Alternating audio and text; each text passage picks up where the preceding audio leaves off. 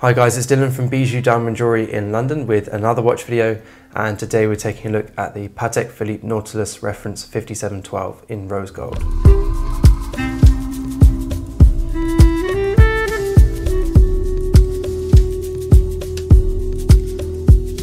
So as with all my reviews, let's go back in time now and take a look at the history of this watch. I'm going to look very briefly at the history of the Nautilus as well. If you haven't seen my video already on the 5711, which looks much more in depth at the history of the Nautilus, then go check that out. I will look very briefly at the history of the Nautilus in this video, but that one will look much more in depth.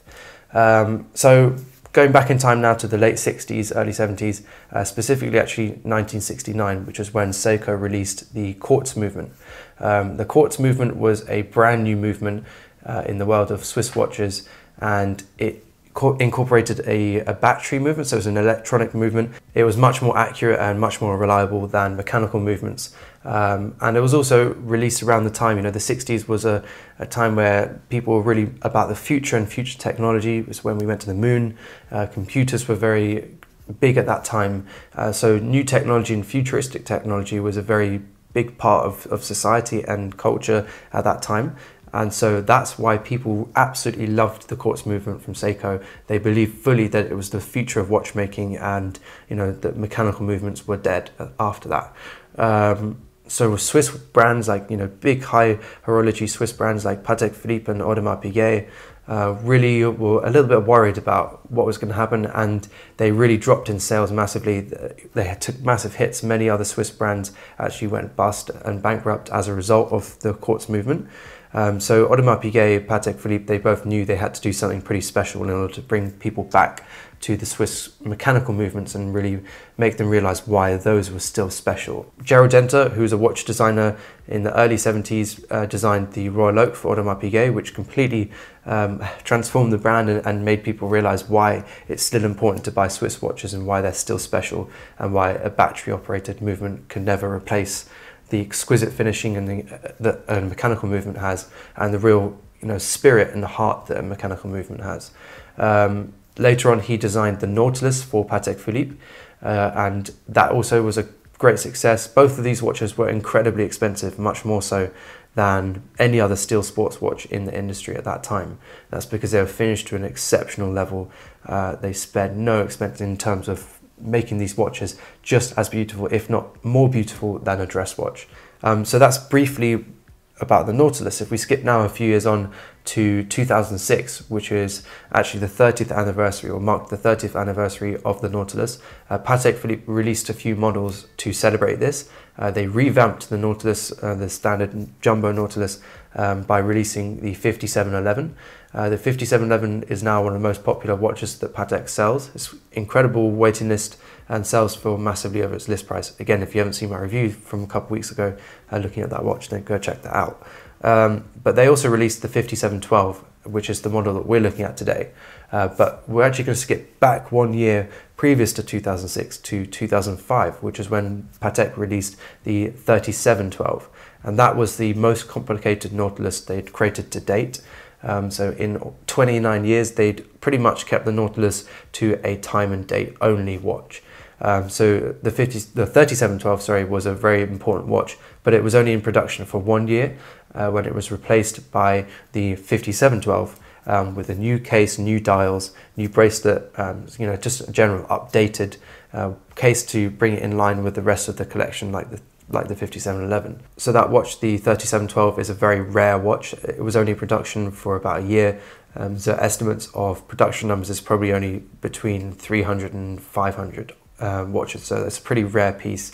And there's some rarer pieces within that as well. So that's actually one of my favorite Nautiluses, that 3712. So coming back now to 2006 to the 5712, it was available in a few different metals over the years: the steel, the white gold, and the rose gold. The rose gold and the white gold both available on leather straps. The steel is on a full bracelet with a blue dial. The steel is probably the most popular of all three models. It's an absolutely stunning watch and a fantastic everyday wearer, which is really what Patek designed it as.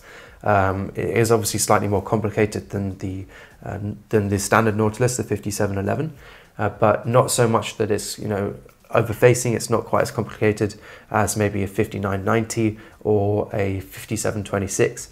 It's just a beautiful balance of complication and simplicity. So let's take a look now at the features of this watch. So we're looking at the 5712 in rose gold, which is therefore on a leather strap. We're going to turn the watch over now and take a look at the clasp. The clasp on this watch is a really nice clasp. It's a twin trigger deployant clasp. It is very comfortable. It's not my favorite looking clasp. I really personally dislike the giant Nautilus writing across the clasp. I think it makes it look cheap. I much prefer the standard Calatrava cross that they have on the more dressy models in the collection, and actually I prefer the tang buckle, the standard tang buckle that they have on most of their dress watches anyway. I understand this is obviously a sports watch, the Nautilus, so it has to have a little bit more of a sporty clasp, but that's not my favorite. It is very comfortable, it doesn't really wear out of time, it's beautifully finished, all polish finish.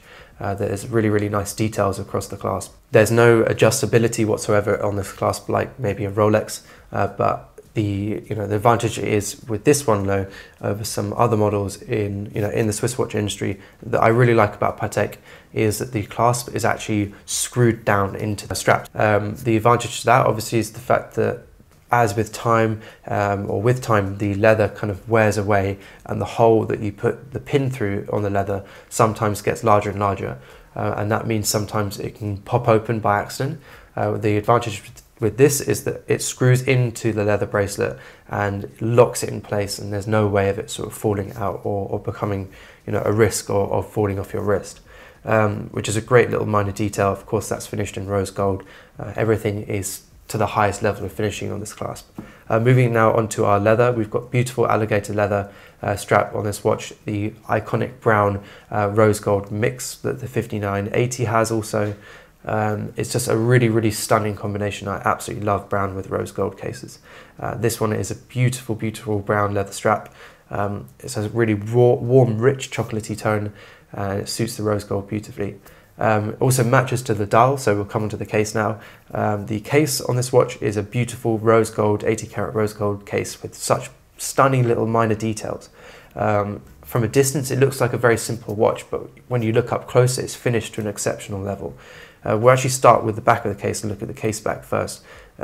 We've got a really stunning movement here. It's not quite as complicated looking as maybe a 5170 or a manually wound movement, but it is a really nice movement. It's of course finished to the same insane level that Patek finishes their movement to.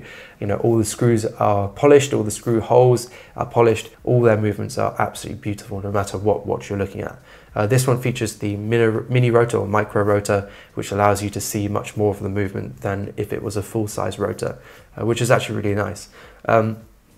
I personally really like these mini rotors because they're quite loud, and it's not often you hear a loud rotor from high-end watch companies, but actually I find it gives this watch a little bit more character, so I'm actually a really big fan of these mini rotors. Moving now over to the rest of the case.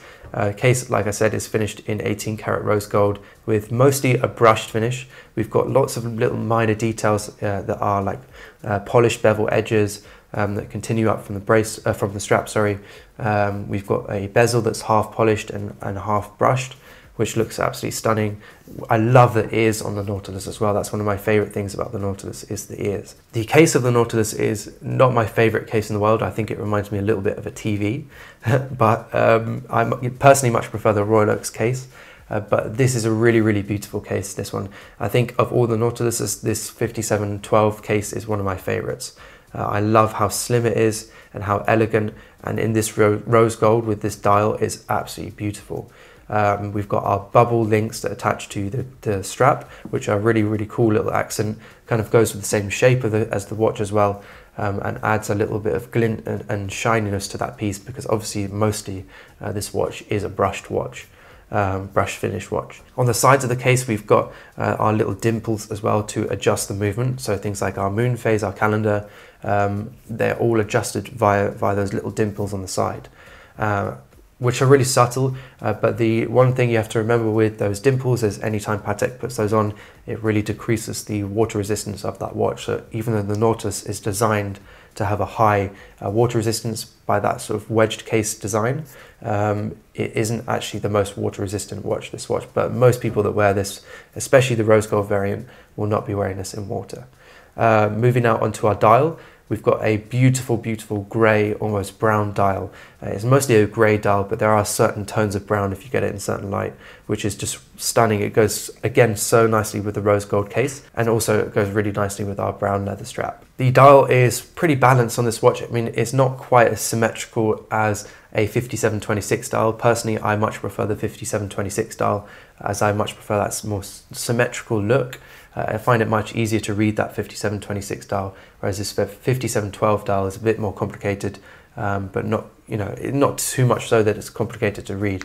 One thing I wish they did with this dial was to change or get rid of the small seconds and have a full seconds hand in the center of the dial. I just think that looks much cleaner, and that's what I love about the 5726 and the 5711. I just think it looks much better and is also slightly easier to read as well. That would also declutter the dial quite a bit as well. I like the fact we've got power reserve, not that it is particularly useful complication, but it is quite a cool thing to have there. Our obviously most useful feature here is the calendar, which the 5711 has anyway, but my favorite complication is of course the moon phase, which is just so beautiful. I love moon phase watches, which is why I really like all the annual calendars from Patek. They're actually my favorite watches from Patek. So overall, what do I think of this watch? I think it's an absolutely beautiful, beautiful watch. As you see, it fits really nicely on my wrist, which is 16.5 centimeters. I think it probably suits a wrist size from between maybe 14 centimeters all the way up to 22 centimeters. It just suits such a huge range of wrists. It does sit really nicely. It is slightly larger than maybe a watch that I would tend to wear. Because it's quite flat as well, this watch is very, very thin. It does tend to feel a bit more of a dinner plate watch, it feels slightly larger because it's such a pancake to your wrist. Whereas a little bit of depth to a watch can help to make it feel slightly smaller. For example, the 5726 to me just wears a little bit better because it has that extra height. But I much prefer the 5712's case and the look of it. I think it's an absolutely stunning watch, and I think personally that this rose gold variant is probably my favorite of all of the 5712s, and possibly one of my favorite Nautiluses in the collection. Thanks guys for watching. Let us know in the comments what you think of this 5712 in rose gold. And this watch is actually available from us now, so contact us for more details on this piece. And as always, if you're interested in this watch or any other watch in the Patek Philippe collection, then don't hesitate to contact us. Our details are in the description, and also at the end of the video. It'd be a pleasure to call that watch into stock for you. Is what